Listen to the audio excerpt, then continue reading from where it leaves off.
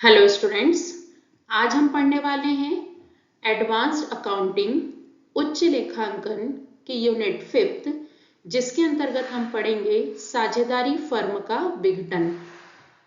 साझेदारी फर्म का विघटन। तो सबसे पहले स्टूडेंट हम समझ लें कि साझेदारी फर्म क्या होती है।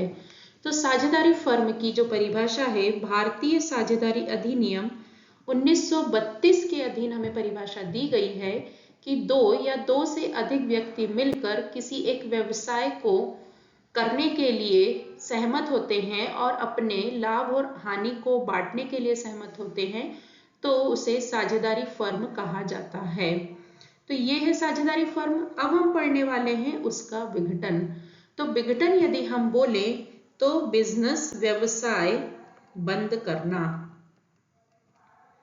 बिजनेस को बंद करना। तो साझेदारी फर्म के विघटन का आशय क्या हो गया?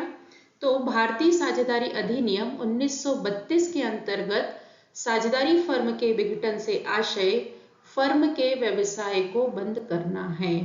अर्थात साझेदारों के मध्य साझेदारी का विघटन ही फर्म का विघटन कहलाता है और व्यवसाय का बंद कर देना वह फर्म का विघटन कहलाता है। तो इसमें स्टूडेंट दो चीजें आती हैं, एक होता है साझेदारी का विघटन और दूसरा होता है साझेदारी फर्म का विघटन। साझेदारी फर्म का विघटन, इन दोनों शब्दों में अंतर है। देखिए, साझेदारी का विघटन का अर्थ है कि एक बिजनेस है जिसमें 3 पार्टनर हैं, A plus B plus C, ये 3 पार्टनर हैं। इसमें से यदि किसी रीजन से जो है पार्टनर C चला जाए, केवल 2 ही पार्टनर बचे, तो भी क्या होगा कि फर्म जो है वह कंटिन्यू बिजनेस करती रहेगी, बिजनेस बंद नहीं होगा। केवल A, B, C के बीच में साझेदारी का जो है वह चेंज होगा, परिवर्तन होगा। तो इसे कहा जाता है साझेदारी का विघटन। या फिर एक नया पार्टनर आकर ऐड हो जाए, तो इन चारों के बीच में जो है क्या होगा, नया एग्रीमेंट होगा, नया समझौता बनेगा। तो भी हम क्या कहेंगे कि साझेदारी का विघटन हुआ है। तो साझेदारी के विघटन में जो व्यवसाय है वह कंटिन्यू चलता रहता है और जो साझेदारी, जो लोग बीच में जो साझेदार रहते हैं, उनके बीच में जो समझौता होता है, एग्रीमेंट होता है, वह परिवर्तित होता है। अब हम बात करें साझेदारी फर्म का विघटन, तो इसमें है सबसे बड़ी पहचान इसकी है कि सभी साझेदारों के बीच में जो है साझेदारी का विघटन तो हो जाता है, साथ ही फर्म भी बंद हो जाती है। फर्म भी बंद हो जाती है। तो हमें विशेष तौर पे यह डिफरेंस याद रखना है। तो हम बात कर रहे थे साझेदारी फर्म के विघटन की। तो समझ में आया आपको? साझेदारी फर्म के विघटन से आशय फर्म के व्यवसाय को बंद कर देना है तथा जो साझेदारों के बीच में साझेदारी है उसका विघटन तो होता ही है, साथ ही फर्म का व्यवसाय भी जो है वह बंद हो जाता है। तो समझ में आया आपको साझेदारी फर्म का विघटन क्या होता है? अब स्टूडेंट हम देखेंगे कि साझेदारी फर्म के विघटन के कौन कौन से कारण होते हैं। तो अब हम पढ़ेंगे साझेदारी फर्म के विघटन की विधियां। साझेदारी फर्म के विघटन की विधियां, या हम कहें कि कारण। साझेदारी फर्म के विघटन के कारण, किन किन कारणों से साझेदारी फर्म का विघटन हो जाता है, यह क्वेश्चन आ सकता है। या फिर साझेदारी फर्म को विघटित करने की कौन कौन सी विधियां होती हैं, उन्हें बताइए। तो स्टूडेंट्स, इसका आंसर जो है वह एक ही है, तो हम उसको इस प्रकार से समझेंगे। पहला जो कारण है, कारण बोले या विधि बोले, तो पहला है समझौते द्वारा। समझौते द्वारा, चूंकि साझेदारी का निर्माण भी समझौते के द्वारा होता है, एग्रीमेंट के थ्रू होता है, तो साझेदारी फर्म का विघटन भी जो है समझौते के द्वारा कभी भी किया जा सकता है। तो इस विधि के अंतर्गत जब सभी साझेदार इस बात का समझौता कर लें कि फर्म का विघटन करना है तो उसे समझौते द्वारा फर्म का विघटन कहा जाता है। दूसरा पॉइंट है आपका अनिवार्य विघटन। कुछ ऐसी परिस्थितियां हैं जिसमें साझेदारों की इच्छा मायने नहीं रखती है, कंपलसरी विघटन जो है फर्म का हो ही जाता है। पहला उसमें कौन सा पॉइंट है कि सभी साझेदार या एक को छोड़कर सभी साझेदार, बाकी सभी साझेदार, एक को छोड़कर बाकी सभी साझेदार क्या हो जाएं? दिवालिया हो जाएं, तो फर्म का अनिवार्य विघटन हो जाता है। दूसरा है सदस्यों की संख्या 50 से ज्यादा हो जाए, 50 से ज्यादा हो जाए तो अनिवार्य विघटन हो जाता है। और तीसरा जो है कि बिजनेस जो है वह इनवैलिड बिजनेस, जो व्यवसाय है वह अवैधानिक हो जाए, मतलब फर्म के द्वारा कोई बिजनेस किया जा रहा है वह इल्लीगल है, कानून की नजर में गलत है, तो ऐसा कोई बिजनेस यदि फर्म करने लगे तो फिर अनिवार्य विघटन फर्म का हो जाता है। ठीक है, ये दूसरी मेथड हो गई। तीसरी मेथड जो है हमारी है कुछ निश्चित घटनाओं के घटने पर, कुछ निश्चित घटनाओं के घटित हो जाने पर। कौन कौन सी घटनाएं हैं? जैसे कि यदि फर्म हमने एक निश्चित समयावधि के लिए बनाई है, जब बनाई थी तब हमने उसमें टाइम पीरियड मेंशन किया था, समयावधि, निश्चित समयावधि के पश्चात। यदि हमने फर्म बनाते समय लिखा था कि 5 वर्ष के लिए बनाना है तो 5 वर्ष पूरे होने पर फर्म का विघटन हो जाएगा, तो निश्चित समयावधि पूरी होने के बाद।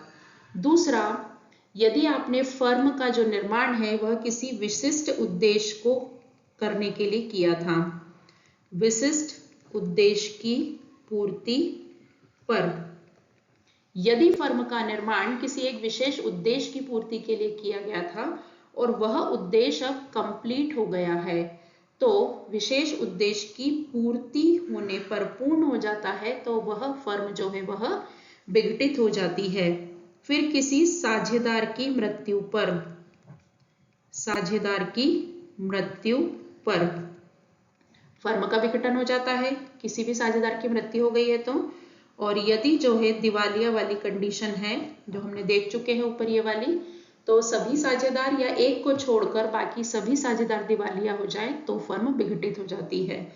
तो ये तीसरी मेथड हुई कुछ निश्चित घटनाओं के घटित होने पर।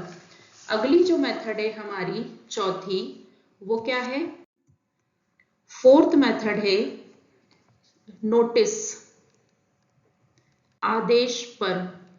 यदि कोर्ट ने जो है, चौथी मेथड हम पढ़ रहे हैं कि कोर्ट ने आदेश दिया है कि फर्म का विघटन हो जाए, तो न्यायालय के आदेश पर फर्म का विघटन हो जाता है। और पांचवी मेथड है न्यायालय के आदेश पर, न्यायालयीन आदेश पर। तो कोर्ट कब आदेश दे सकती है?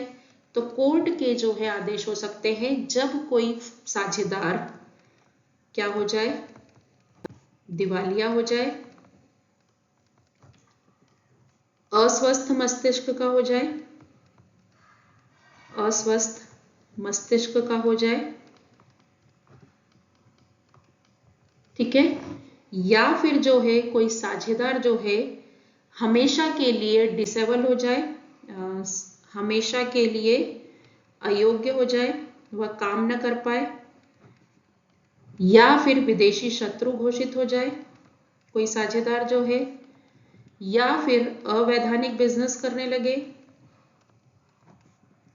किसी समझौते की, कॉन्ट्रैक्ट की कोई टर्म जो है वह भंग की हो, समझौते के भंग करने पर, ठीक है, फिर किसी तीसरे पक्षकार के साथ तीसरे पक्षकार की शिकायत पर कोर्ट इसकी पूरी जांच करेगा और उसे यदि लगता है कि जो कार्य है वह सही में गलत हुआ है तो वह आदेश दे सकती है। और इसके अलावा अन्य किसी मामले पर जहां भी कोर्ट को ऐसा लगता है कि फर्म जो है वह सही कार्य नहीं कर रही है तो कोर्ट न्यायालय कभी भी फर्म के विघटन का आदेश दे सकती है।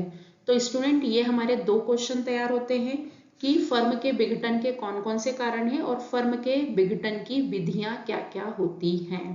ठीक है,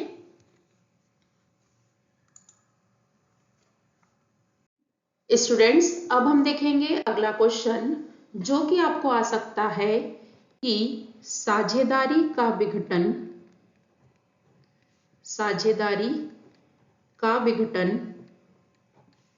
और साझेदारी फर्म के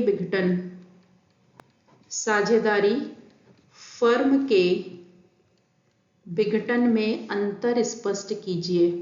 difference between dissolution of partnership and dissolution of partnership firm, इन दोनों में क्या अंतर होता है। तो सबसे पहले हमें जो है यहाँ अंतर का आधार हम लिखते चलेंगे। तो पहला है आशय। तो आशय मैंने आपको समझाया था कि साझेदारी के विघटन का क्या अर्थ होता है कि साझेदारों के बीच में शर्तों में परिवर्तन, वह साझेदारी का शर्तों में परिवर्तन होता है। ठीक है, कंडीशन एग्रीमेंट जो है वह चेंज होता है। और साझेदारी फर्म के विघटन में क्या होता है, जो साझेदारी फर्म का जो व्यवसाय है वह बंद हो जाता है, व्यवसाय बंद हो जाता है। ठीक है, उसका आशय हम पूरा लिख देंगे। इसके बाद जो है व्यवसाय, तो साझेदारी के विघटन में फर्म का व्यवसाय क्या रहता है, कंटिन्यू रहता है, चालू रहता है, वह बंद नहीं होता है। लेकिन जहां फर्म के विघटन की हम बात करेंगे तो क्या होता है, व्यवसाय बंद हो जाता है, बिजनेस पूरी तरीके से क्लोज हो जाता है और दुकान पे जो है वह लॉक लग जाता है। ठीक है, दुकान पे लॉक लग जाता है। तीसरा, संपत्तियों व दायित्वों का समायोजन, संपत्ति व दायित्वों का समायोजन। तो साझेदारी के विघटन की स्थिति में चूंकि फर्म बंद नहीं हो रही है तो संपत्तियों और दायित्वों का क्या किया जाता है, पुनर्मूल्यांकन। मतलब उस डेट पे, जिस डेट पे कोई नया साझेदार आ रहा है या फर्म की शर्तों में चेंज हो रहा है, उस डेट पर सभी स्थायी संपत्तियों का पुनर्मूल्यांकन किया जाता है, रिवैल्यूएशन अकाउंट जो है वह प्रिपेयर किया जाता है। तो संपत्तियों और दायित्वों का पुनर्मूल्यांकन किया जाता है। और यहाँ चूंकि फर्म बंद हो गई, दुकान ही बंद हो गई है, तो हम क्या करेंगे, सभी संपत्तियों और दायित्वों से वसूली की जाती है। मतलब कि संपत्तियों से वसूली की जाती है और दायित्वों का भुगतान कर दिया जाता है। ठीक है, दायित्वों का भुगतान किया जाता है। किसमें, जब साझेदारी फर्म का विघटन जो है वह होता है। फिर लेखांकन प्रक्रिया, जब साझेदारी का विघटन होता है तो हम कौन सा खाता बनाते हैं, पुनर्मूल्यांकन खाता बनाया जाता है। और जब साझेदारी फर्म का विघटन होता है तो हम बनाते हैं वसूली खाता। ठीक है, और वसूली खाता बनता है, साथ ही साझेदारों के पूंजी खाते दोनों में बनाए जाते हैं। और इसमें जो है हम बनाते हैं चिट्ठा, क्योंकि बिजनेस जो है वह चालू है। और इसमें पूंजी खाते बनाए जाते हैं और साथ ही रोकड़ खाता बनाया जाता है, हिसाब किताब कंप्लीट करने के लिए। जितनी रोकड़ हमारे पास थी उसका हिसाब किताब निपटाने के लिए। फिर कोर्ट का हस्तक्षेप, साझेदारी के विघटन में कभी भी कोर्ट का हस्तक्षेप नहीं रहता है, क्योंकि यह साझेदारों की मर्जी पर होता है। लेकिन साझेदारी फर्म के विघटन की विधियां अभी हमने देखी, तो आपने देखा कि कोर्ट का हस्तक्षेप हो सकता है यदि किसी भी फर्म के द्वारा इलीगल बिजनेस किया जाता है, या हमने जो आवश्यक कंडीशन देखी उन सभी कंडीशन में कोर्ट का हस्तक्षेप होता है और आकर वह फर्म को बंद कर देती है। फिर लेखांकन पुस्तकों का बंद करना। तो साझेदारी के विघटन में व्यवसाय चल रहा है तो फर्म की पुस्तकें बंद नहीं होती हैं, ठीक है। और इसमें चूंकि व्यवसाय बंद हो गया है तो सभी जितनी भी अकाउंटिंग बुक्स हैं उनको उनका सेटलमेंट कर दिया जाता है, बंद कर दी जाती है। तो ये स्टूडेंट हमारा साझेदारी के विघटन और साझेदारी फर्म के विघटन में क्या अंतर होता है। स्टूडेंट्स, अब हम देखेंगे कि फर्म के विघटन के समय कौन कौन से खाते तैयार किए जाते हैं। यह भी क्वेश्चन आपको आ सकता है कि फर्म के विघटन के समय तैयार किए जाने वाले खाते कौन कौन से अकाउंट हम प्रिपेयर करते हैं उनके बारे में बताइए। तो पहली चीज हमें पता होना चाहिए कि कौन से खाते बनते हैं। तो पहला खाता स्टूडेंट बनता है वसूली खाता। दूसरा खाता हम बनाते हैं साझेदारों का पूंजी खाता, साझेदारों का पूंजी खाता। और तीसरा हम खाता बनाते हैं रोकड़ या बैंक खाता। ये तीन खाते जो हैं किसी भी पार्टनरशिप फर्म के डिसोल्यूशन पर, विघटन पर तैयार किए जाते हैं। अब सबसे पहले हम देखेंगे वसूली खाता। रियलाइजेशन अकाउंट क्या होता है? रियलाइजेशन अकाउंट, तो स्टूडेंट इसका फॉर्मेट जो है इस तरीके से होता है। 4 कॉलम होते हैं। पहला कॉलम जो है हमारा होता है वो होता है आपका विवरण, राशि, विवरण, राशि। अब वसूली खाते के बारे में हम जब लिखेंगे तो हम इसमें क्या लिखेंगे कि चूंकि फर्म के विघटन में व्यवसाय को बंद किया जाता है तो फर्म में मौजूद संपत्ति और दायित्वों का हिसाब किताब करना, समायोजन करना अति आवश्यक होता है। तो संपत्तियों के वसूली के संबंध में और दायित्वों के भुगतान को दिखाने के लिए जो खाता प्रिपेयर किया जाता है वह वसूली खाता होता है। संपत्तियों के द्वारा वसूली जो है वह वसूली खाते के क्रेडिट में दिखाई जाती है और जो पैसा वसूल किया जाता है उससे साझेदारों को फर्म के जो दायित्व होते हैं उसका भुगतान किया जाता है। इस तरीके से वसूली खाता जो है वह संपत्तियों और दायित्वों के हिसाब किताब निपटाने को प्रदर्शित करता है। अब इसकी तरीका क्या होता है? तो सबसे पहले फर्म के पास जितनी भी संपत्तियां हैं फर्म की, वह सब लिख ली जाती हैं। कौन सी वैल्यू पर? जो संपत्तियां चिट्ठे में लिखी हैं। केवल कौन सी छोड़ दी जाती है? रोकड़ या बैंक। बाकी सभी संपत्तियां चिट्ठे में जो भी फर्म के पास है वो सब संपत्तियां ले ली जाती हैं और अलग अलग लिखी जाती हैं। जैसे भवन, मशीनरी अलग अलग जैसी दी है वैसी लिखी जाती हैं। और क्रेडिट पक्ष में सभी दायित्व, फर्म को जिन दायित्वों का, बाह्य दायित्वों का भुगतान करना है उन सभी दायित्वों को लिख लिया जाता है। पर कौन कौन सी चीजें नहीं ली जाती हैं? तो पूंजी नहीं लेते हैं साझेदारों की क्योंकि वो पूंजी खाते में आती है। फिर लाभ या हानि का शेष दिया हो और संचय, सामान्य संचय या किसी भी प्रकार का लाभ में से बचाया हुआ हिस्सा दिया हो और इसके अलावा किसी साझेदार का ऋण दिया हो, साझेदार का ऋण, लोन ऑफ किसी एनी पार्टनर, तो वह जो है दायित्व सारे छोड़ दिए जाते हैं। मतलब साझेदारों से संबंधित जो है, जो साझेदारों को मिलने वाला है उन सभी को छोड़कर बाकी फर्म की सभी संपत्तियों और दायित्वों को हम पहले लिख लेते हैं। इसके बाद स्टूडेंट्स अगली स्टेप होती है कि आपको समायोजन में, मतलब प्रश्न का बैलेंस शीट दी रहेगी, चिट्ठा दिया रहेगा और उसके बाद समायोजन दिए रहेंगे। तो किस संपत्ति से कितनी राशि वसूल हुई ये आपको प्रश्न में जरूर दिया रहेगा। जैसे कि भवन आपने यहाँ पे लिखा 10,000 रुपए का। अब भवन से कितने रुपए वसूल हुए वह नीचे जरूर लिखा रहेगा कि भवन से 9,600 रुपए वसूल हुए। तो हम यहाँ पे रोकड़ खाते के नाम से, रोकड़ खाते से और यहाँ भवन लिखेंगे हम और 9,600 रुपये हम यहाँ लिखेंगे। ठीक है, 9,600 रुपये इस तरीके से। इसी प्रकार ये हमने एक उदाहरण लिया है कि कोई और संपत्ति भी होगी तो हम उसको इस प्रकार से लिखेंगे। जैसे कि मशीनरी 5,000 की दी है और वसूल हुए में लिखा है कि 10,000 रुपये वसूल हुए, तो हम यहाँ मशीनरी जो है वह 10,000 रुपये में लिखेंगे। इस प्रकार से जितनी संपत्तियां हमने इस साइड लिखी हैं उसकी वसूली से संबंधित एंट्री हम इस साइड करेंगे। और सेम स्टूडेंट, दायित्वों के भुगतान की एंट्री हम यहाँ पर रोकड़ खाते से इस साइड को आएगा। जितने भी दायित्व है, लेनदारों को 5,000 रुपये भुगतान किए और इसके अलावा बैंक ऋण के हमने 2,000 रुपये, जितना भी लिखा हुआ है वो सब दायित्व हम यहाँ पर लिख लेंगे। और यदि कोई वसूली व्यय भी भुगतान किया है तो उसको भी रोकड़ खाते के नाम से जो है हम यहाँ पे लिख के उसकी भी एंट्री कर देंगे। और इसके अलावा कुछ ऐसी आपको संपत्ति और दायित्व जो चिट्ठे में नहीं है, अलग से दिए हैं, तो उनके बारे में भी यदि दिया है तो हम लिख लेंगे और फिर इसका टोटल लगा लिया जाएगा।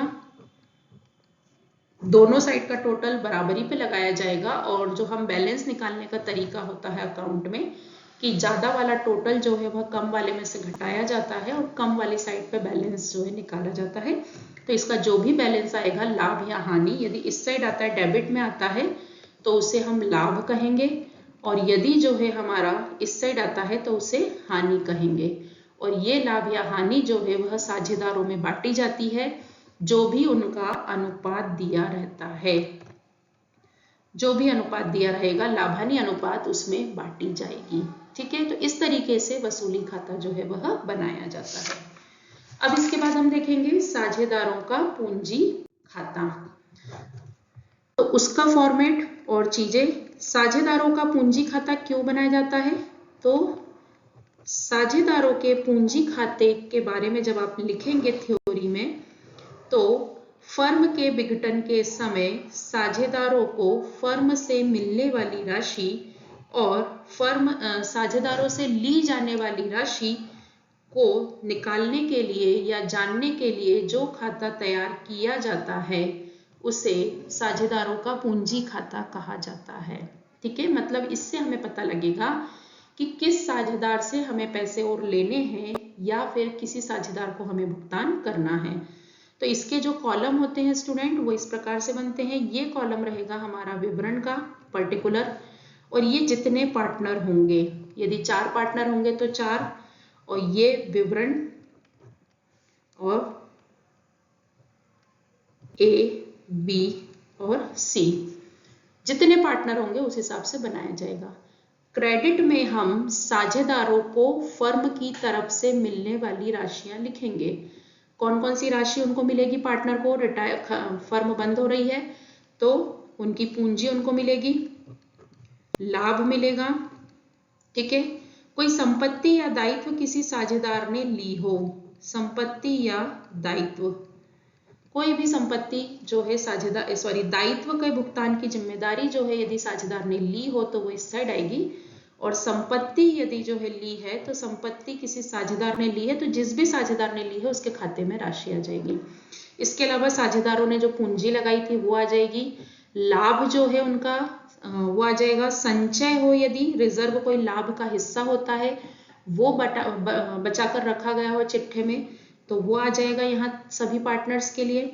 इसके अलावा हमने जो वसूली खाता बनाया, रियलाइजेशन अकाउंट बनाया, यदि उसका लाभ आ रहा है तो वह इस साइड आ जाएगा, यदि हानि आ रही है वसूली के बैलेंस पे डिपेंड करता है किस साइड आ रहा है तो वो इस साइड आ जाएगी। तो इस प्रकार से स्टूडेंट हम जो है साझेदारों का पूंजी खाता प्रिपेयर करते हैं, जो कि साझेदारों को मिलने वाली राशि के बारे में जानकारी देता है।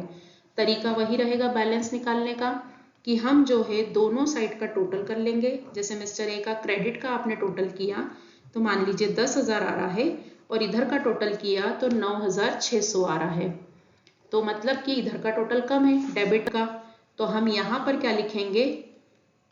रोकड़ खाते से। और टोटल में हम हमेशा बराबर लिखते हैं, यह अकाउंट का नियम है, और बैलेंस हम निकालेंगे 400 रुपए। ठीक है, 10,000 में से 9। हो सकता है मिस्टर बी का इस साइड आए, जैसे बी का मान लीजिए टोटल इधर का 20,000 आ रहा है तो और इधर का टोटल मान लीजिए आ रहा है 15,000 रुपए। तो इस कंडीशन में टोटल किधर का कम है, 15,000 कम है, ये वाला टोटल कम है।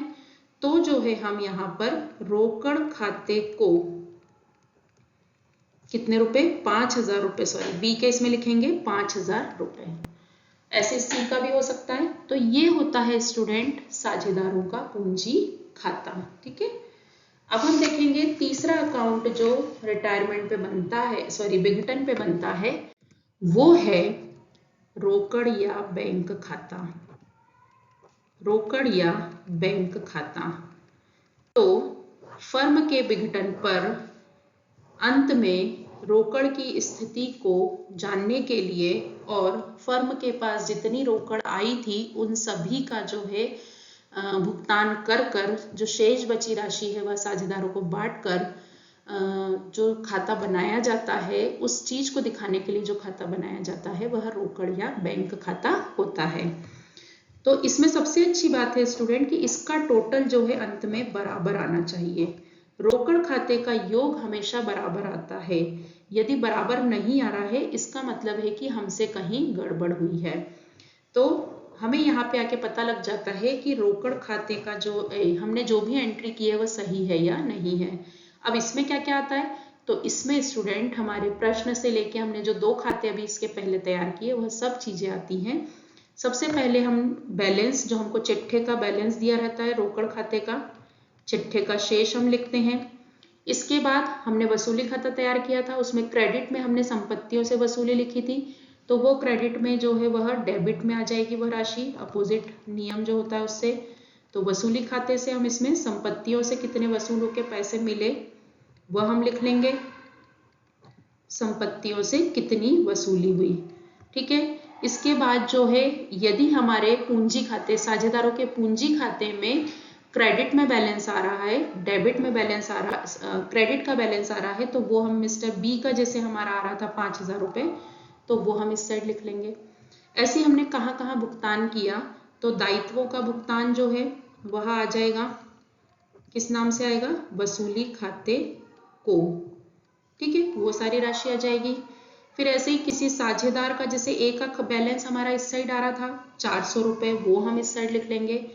कोई साझेदार का ऋण है, ए बी सी का किसी का भी ऋण है, तो ऋण का भुगतान वह आ जाएगा। इस प्रकार से सारी जो जाने वाली राशि है उसके बारे में हमारी चीजें आ जाएंगी। और सबसे अच्छी बात है कि इन दोनों साइड का टोटल बराबर आना चाहिए, जो यह बात दर्शाता है कि हमारे द्वारा जो लेखांकन की प्रक्रिया की गई है वह सही है। तो स्टूडेंट इस प्रकार से साझेदारी फर्म के विघटन पर यह 3 खाते तैयार किए जाते हैं। स्टूडेंट्स अब हम देखेंगे साझेदारी फर्म का विघटन यदि किसी साझेदार के दिवालिया होने के कारण होता है। तो यदि कोई साझेदार दिवालिया हो जाता है तो पहले हम ये समझ लें कि दिवालिया क्या होता है, इंसॉल्वेंट।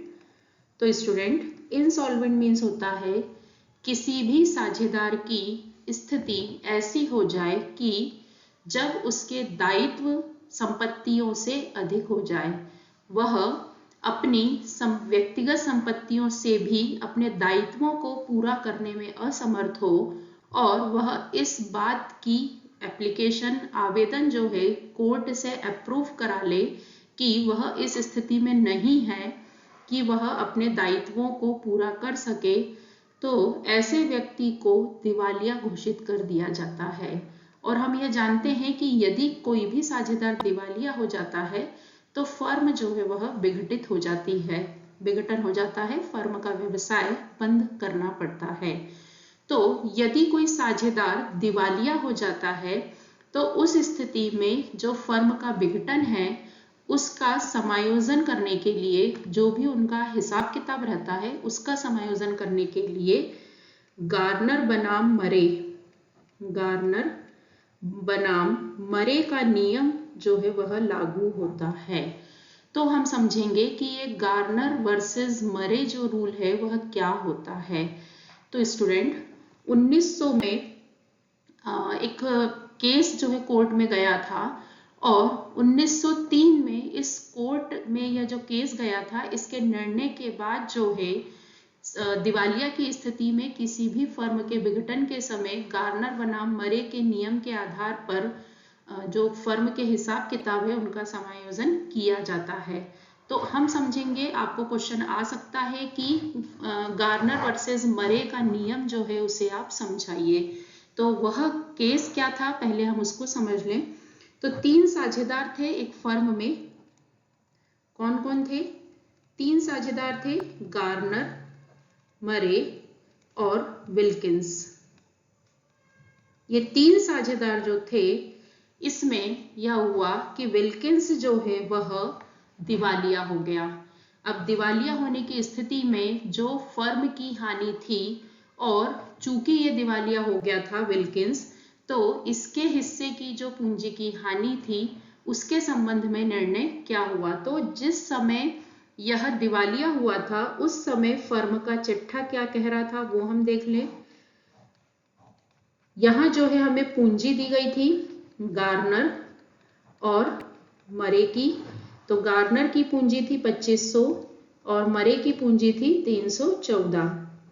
दायित्व पक्ष में जो है हमें 2814 जो है वह दिया गया था, और संपत्ति पक्ष में दी गई थी रोकड़ 1916 रुपए, और विल्किंस की पूंजी की हानि, विल्किंस की पूंजी इस साइड दी हुई थी, मतलब कमी थी उसकी, जमा नहीं थी, और वसूली से हानि, वसूली से हानि दी हुई थी 635 रुपए। इस तरीके से दोनों साइड का टोटल जो है दिया हुआ था 2814 यह टोटल जो है वह दिया हुआ था। यह स्थिति थी। अब जो विल्किंस है उसकी स्थिति, आर्थिक स्थिति जो है वह खराब हो गई थी, तो उसने अपने आप को दिवालिया घोषित करवा लिया था। अब दिवालिया जब घोषित हो गया तो उसकी जो ये पूंजी की हानि है 263, और ये जो वसूली से हानि है 635 रुपए, इसके संबंध में जो है गार्नर वर्सेस मरे में कोर्ट ने डिसीजन दिया था। तो वही जो है गार्नर वर्सेस मरे का रूल माना जाता है। तो क्या क्या डिसीजन दिए थे वो हम देख लें। तो हमारे पास ध्यान रखना, विल्किंस की पूंजी 263 रुपए है और वसूली से हानि 635 रुपए है। तो पहला जो उन्होंने निर्णय दिया था कोर्ट ने कि जो 635 रुपए की हानि है, वसूली से जो हानि है, यह सभी साझेदारों में लाभानी अनुपात में बांटी जाएगी।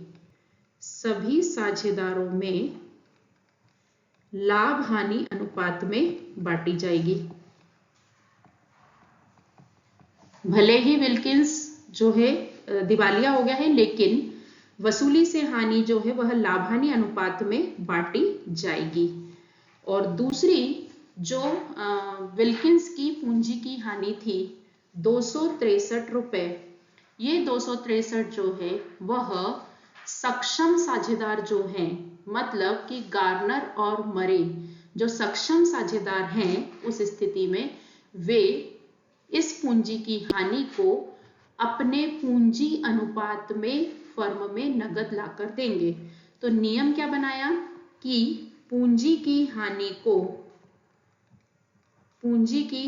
को सभी साझेदार नगद लाकर देंगे। लेकिन चूंकि विल्किंस क्या था, दिवालिया हो गया था, विल्किंस जो है वह दिवालिया हो गया था, तो उसके हिस्से की जो पूंजी की हानि है, मतलब 263 रुपए, वह गार्नर और मरे अपने पूंजी के अनुपात में फर्म में देंगे। ठीक है। तो इस तरीके से स्टूडेंट गार्नर वर्सेस मरे जो रूल है उसमें यह डिसीजन आए हैं। तो यदि आपको थ्योरी लिखने को आती है तो आप इस तरीके से गार्नर वर्सेस मरे के रूल को एक्सप्लेन करेंगे। ठीक है स्टूडेंट्स, अब हम पढ़ेंगे अगला टॉपिक जो कि है साझेदारी फर्मों का एकीकरण। साझेदारी फर्मों का एकीकरण, amalgamation. Amalgamation of partnership firm. देखिए क्या पढ़ रहे हैं हम, साझेदारी फर्मों का एकीकरण। जब दो एक जैसा व्यवसाय करने वाली फर्म मिल जाती हैं, एक हो जाती हैं, उदाहरण के लिए एक AB लिमिटेड है और एक C और D लिमिटेड जो है फर्म है, यह भी फर्म है और यह भी फर्म है, दोनों एक जैसा बिजनेस कर रही हैं। मान लीजिए कॉस्मेटिक का जो है बिजनेस कर रही हैं, यह भी कॉस्मेटिक प्रोडक्ट बना रही है। दोनों जो है प्रतिस्पर्धा को समाप्त करने के लिए और बड़े पैमाने के उत्पादन को प्राप्त करने के लिए जो है उससे जो लाभ होते हैं उसको प्राप्त करने के लिए एक नई फर्म बना लेती है। दोनों मिल जाती हैं और एक न्यू फर्म जो है बना लेती हैं जिसका नाम ABCD न्यू फर्म बना लेती है। तो हम यहाँ पर कहेंगे कि एकीकरण हुआ है, अमलगमेशन हुआ है। तो एकीकरण का क्या आशय हो गया स्टूडेंट्स, कि जब दो एक जैसा व्यवसाय करने वाली फर्म मिलकर एक नई फर्म का निर्माण कर लेती हैं और पुरानी फर्म का जो है व्यवसाय पूरी तरीके से समाप्त हो जाता है और नई फर्म द्वारा ले लिया जाता है, तो वह फर्मों का एकीकरण कहलाता है। क्लियर? तो जब आप लिखें तो उदाहरण के द्वारा भी आप इसको बता सकते हैं। अब हम बात करेंगे एकीकरण कितने प्रकार का होता है। तो साझेदारी फर्म का एकीकरण जो है वह 3 प्रकार से हो सकता है। पहला तो हमने देखा कि दो फर्मों का एकीकरण, एक जैसा व्यवसाय कर रही हैं और अब जो है वह मिलकर एक नई फर्म बना रही है। दूसरा हो सकता है कि एक सोल ट्रेडरशिप है, एकाकी व्यापार है और वह परिवर्तन करके अपना पूरा व्यापार उसने फर्म में कन्वर्ट कर लिया, तो भी क्या कहलाएगा, एकीकरण कहलाएगा। और तीसरा है दो एकाकी व्यापार, ध्यान देना, सोल ट्रेडरशिप, एकाकी व्यापार मिलकर एक नई फर्म जो है ओपन कर ली, तो क्या कहलाता है, यह एकीकरण कहलाता है। ठीक है, तो एकीकरण क्या होता है, इसके कितने प्रकार होते हैं, अब हम देखेंगे एकीकरण के उद्देश्य। तो एकीकरण क्यों किया जाता है, तो पहला तो हमने इसके मीनिंग में ही पढ़ा है, एकीकरण के उद्देश्य, ऑब्जेक्टिव। तो पहला ऑब्जेक्टिव है स्टूडेंट, प्रतिस्पर्धा को समाप्त करने के लिए, प्रतिस्पर्धा को समाप्त करने के लिए दो फर्म AB और CD जो है वह सेम प्रोडक्ट बना रही हैं और आपस में कंपटीशन है। तो कंपटीशन के कारण क्या हो रहा है कि दोनों का ही प्रोडक्ट जो है वह सेलिंग कम हो रही है, तो दोनों मिलकर जो है एक नए बिजनेस, नई फर्म में कन्वर्ट हो जाती हैं। तो आपस का जो कंपटीशन है और जो लाभ बट रहा था वह लाभ क्या हो जाएगा, एक ही फर्म को मिलने लगेगा। तो पहला जो उद्देश्य है वह है प्रतिस्पर्धा समाप्त करने के लिए। फिर अधिकतम लाभ अर्जित करने के लिए, जब बिजनेस बड़े पैमाने पर होता है तो बड़े पैमाने पर बिजनेस के बहुत से लाभ होते हैं। तो यदि दो फर्म मिलकर जो एक जैसा बिजनेस कर रही थी मिल जाती हैं तो उन्हें अधिकतम लाभ जो है वह प्राप्त होता है। फिर एकाधिकार प्राप्त करने के लिए, यदि बड़ी बड़ी दो फर्में जिन्होंने पूरा मार्केट कैप्चर करके रखा है, ऐसी दो फर्में मिल जाती हैं तो क्या होगा कि पूरे मार्केट पर एक ही बिजनेस का अधिकार होगा, तो मोनोपोली की कंडीशन जो है वह क्रिएट हो जाती है। तो एकाधिकार प्राप्त करने के लिए भी जो है अमलगमेशन किया जाता है। पूंजी में वृद्धि, निश्चित ही जब दो फर्म मिल जाती हैं तो कैपिटल जो है वह बढ़ जाती है। फिर है अगला बड़े पैमाने के लाभ, ये मैंने समझाया। बड़े पैमाने के लाभ, ज्यादा माल ऑर्डर करेंगे तो सस्ते में मिलेगा, कर्मचारी बड़े लेवल पे काम करेंगे तो मैनेजमेंट बहुत अच्छा होगा। बड़े पैमाने पर विज्ञापन करेंगे, चाहे 10 चीज के लिए विज्ञापन करें या 1 लाख वस्तु के लिए विज्ञापन करें, कॉस्ट तो उतनी ही आती है। तो निश्चित ही जब 1 लाख वस्तुओं के लिए उत्पादन विज्ञापन कर रहे हैं तो खर्चा क्या होगा कि उतना ही डिस्ट्रीब्यूट हो जाएगा।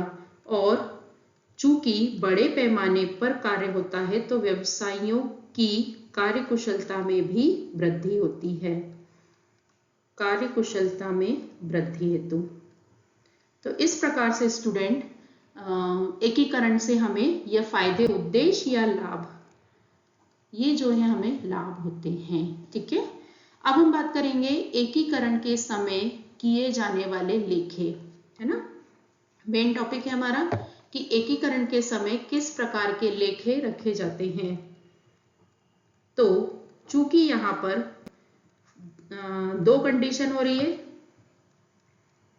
पहली कि एक फर्म जो है, मतलब जैसे हमने उदाहरण जो लिया था उसमें AB और CD 2 फर्म थी और मिलकर एक नई फर्म बना रही थी, तो ये जो कहलाएगी हमारी नई फर्म कहलाएगी।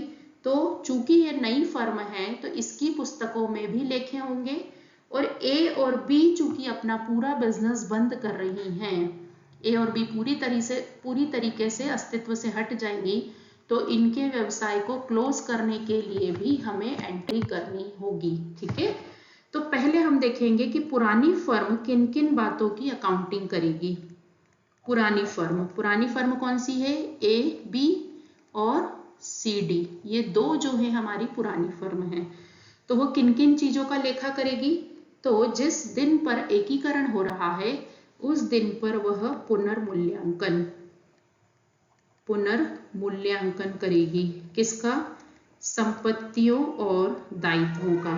संपत्तियों और दायित्वों का जो है वो क्या करेगी? पुनर्मूल्यांकन करेंगी, रिवैल्यूएशन जो है करेंगी।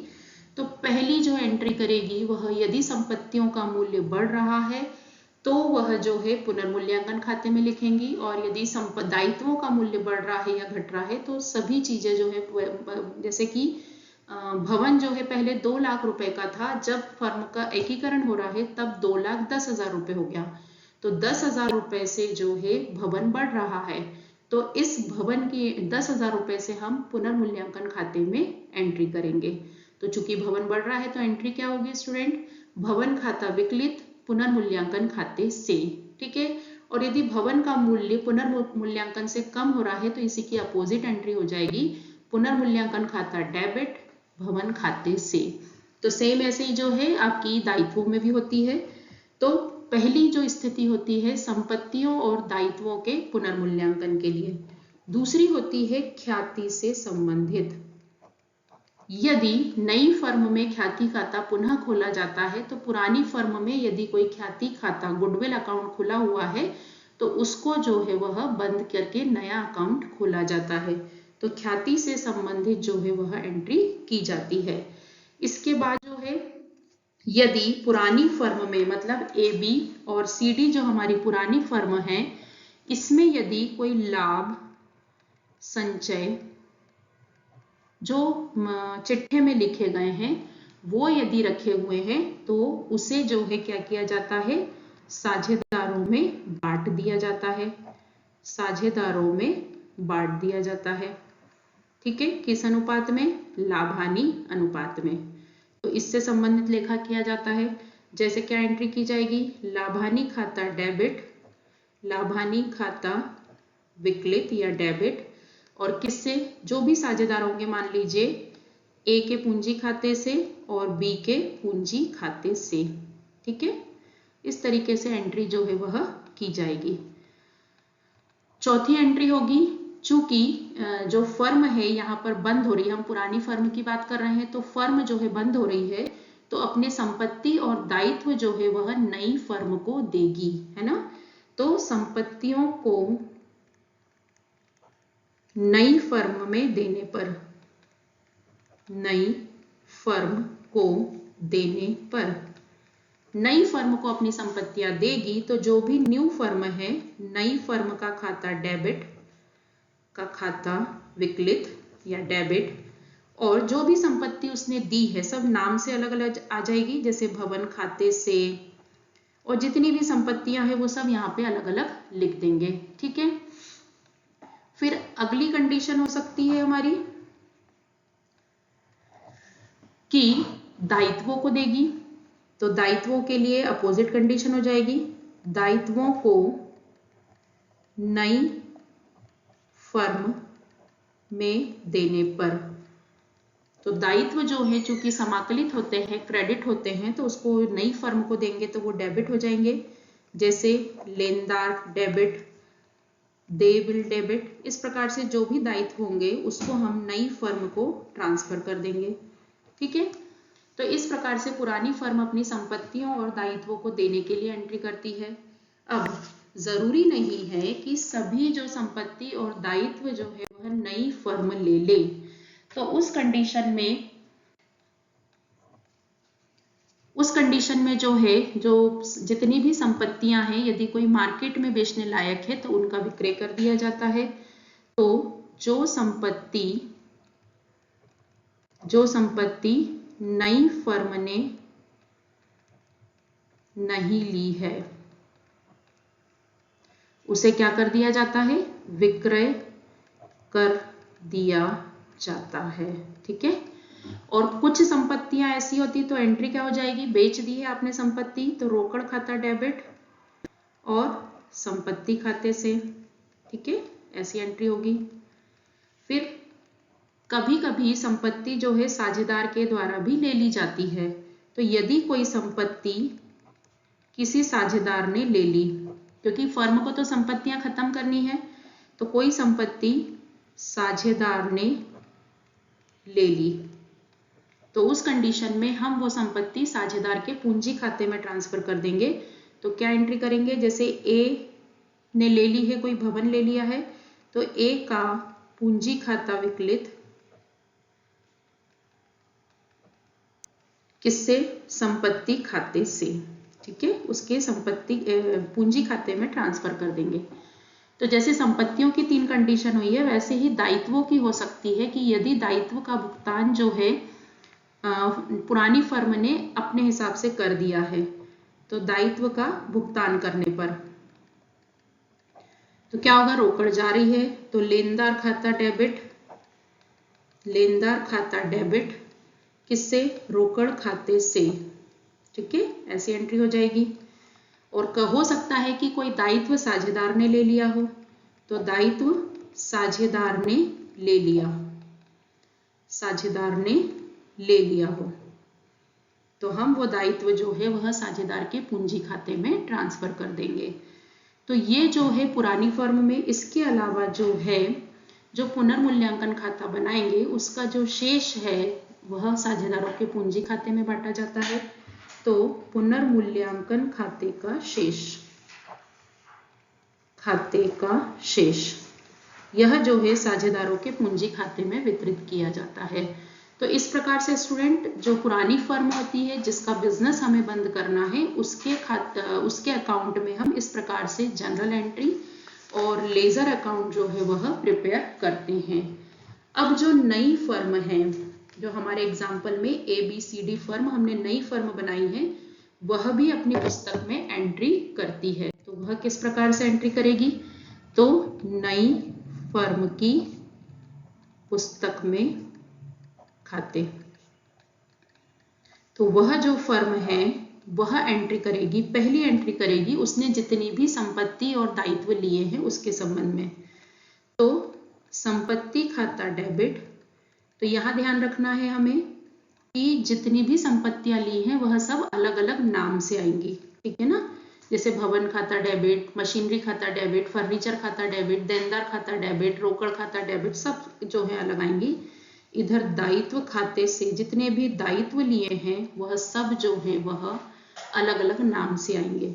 और इनमें यदि कोई डिफरेंस आता है, कोई भी डिफरेंस आ सकता है, इधर डेबिट में भी आ सकता है, इधर क्रेडिट में भी आ सकता है। तो डेबिट में आता है तो ख्याति खाते के नाम से लिखते हैं बैलेंसिंग फिगर, और यदि क्रेडिट में आता है तो उसको पूंजी खाते के नाम, पूंजी संचय खाते के नाम से जो है वह लिखा जाता है। डिपेंड, तो जो भी शेष आ रहा है उस हिसाब से एंट्री की जाती है। दूसरी एंट्री जो है वह भुगतान की ड्यू बनाने की जाती है कि नई फर्म का खाता जो है उसे कितना पेमेंट किया है, तो भुगतान के संबंध में एंट्री की जाती है। तो भुगतान अंश पूंजी में हो सकता है, ऋण पूंजी में हो सकता है या नगद हो सकता है। तो जिस भी वे में नई फर्म को भुगतान किया गया है उसका जो है हम एंट्री कर लेंगे। तो एंट्री क्या हो जाएगी, नई फर्म का खाता, जो भी नाम होगा हम उसका नाम लिखेंगे, नई फर्म का खाता डेबिट, और यदि हमने अंश पूंजी दी है तो उससे एंट्री कर देंगे, ऋण पूंजी दी है तो उससे एंट्री कर देंगे, और यदि हमने जो उसे रोकड़ दी है तो उससे हम एंट्री कर देंगे। तो इस प्रकार से स्टूडेंट नई फर्म की पुस्तकों में अकाउंट जनरल एंट्री की जाती है और खाते रखे जाते हैं। तो ये है स्टूडेंट फर्मों के एकीकरण से क्या आशय है, कितने प्रकार का होता है, क्या उद्देश्य है, और कौन कौन से खाते या जनरल एंट्री पंजी प्रविष्टियां की जाती हैं। स्टूडेंट्स अब हम देखेंगे साझेदारी व्यवसाय की बिक्री। साझेदारी व्यवसाय की बिक्री। तो साझेदारी व्यवसाय की बिक्री मतलब कि अब यहाँ पर जो साझेदारी फर्म है अपने बिजनेस को बेच रही है। तो बिजनेस को बेच रही है इन द सेंस वह क्या कर सकती है कि कंपनी को बेच सकती है, दूसरा किसी एकाकी व्यापार को बेच सकती है, तीसरा वह किसी दूसरी फर्म को बेच सकती है, दूसरी फर्म को बेच सकती है। ठीक है, तो साझेदारी फर्म जो है अपने व्यवसाय को किसी कंपनी को भी विक्रय कर सकती है, किसी सोल ट्रेडरशिप को बेच सकती है, दूसरी फर्म को भी बेच सकती है। तो स्टूडेंट्स यदि आपको ऐसा कोई क्वेश्चन आता है कि किसी भी साझेदारी फर्म का कंपनी में परिवर्तन की प्रक्रिया बताइए, या आपको आए कि किसी भी साझेदारी फर्म का एकाकी व्यापार में परिवर्तन की प्रक्रिया समझाइए, या फिर आपको आए कि एक साझेदारी फर्म दूसरी साझेदारी फर्म खरीद लेती है तो क्या प्रक्रिया होगी उसे समझाइए, तो इन तीनों ही स्थिति में हमें क्या बताना है कि चूंकि तीनों ही स्थिति में जो फर्म है, पुरानी फर्म है, वह क्या होगी, उसका विघटन करना पड़ेगा। चूंकि वह कंपनी में परिवर्तित हो रही है या दूसरा एकाकी सोल ट्रेडरशिप में कन्वर्ट हो रही है या खरीद रही है, उस वहां बिक रही है, या कोई दूसरी फर्म खरीद रही है, तो इन तीनों ही स्थितियों में जो फर्म है वह क्या होगी, विघटित होगी, फर्म की विघटन। तो स्टूडेंट इसमें हमें कौन से नियम लिखने हैं, जो हमने फर्म के विघटन के समय तैयार किए जाने वाले खाते हमने पढ़े थे। हमने कौन कौन से पढ़े थे, वसूली खाता, साझेदारों का पूंजी खाता, ये हमने पढ़ा था, साझेदारों का पूंजी खाता, और हमने पढ़ा था रोकड़ खाता। तो स्टूडेंट यदि आपको ऐसा कोई क्वेश्चन आता है तो आप इन सब के बारे में जो डिटेल डिस्क्रिप्शन हमने अभी इसके पहले पढ़ा हुआ है उसी को डिस्क्राइब करना है। तो प्रक्रिया में पहला पॉइंट आप क्या लिखेंगे कि यदि कोई साझेदारी फर्म किसी कंपनी में परिवर्तित होती है तो सर्वप्रथम पुरानी फर्म का विघटन किया जाता है। ठीक है, तो विघटन के समय कौन कौन से खाते तैयार किए जाते हैं वो उसके बारे में लिखना है। दूसरी एक महत्वपूर्ण चीज इसमें याद रखनी है कि ये जो परिवर्तन है, ये जो कंपनी में या एकाकी व्यापार में या दूसरी फर्म में, यह प्रक्रिया जो है कब स्टार्ट हो सकती है, जब अनुबंध हुआ हो।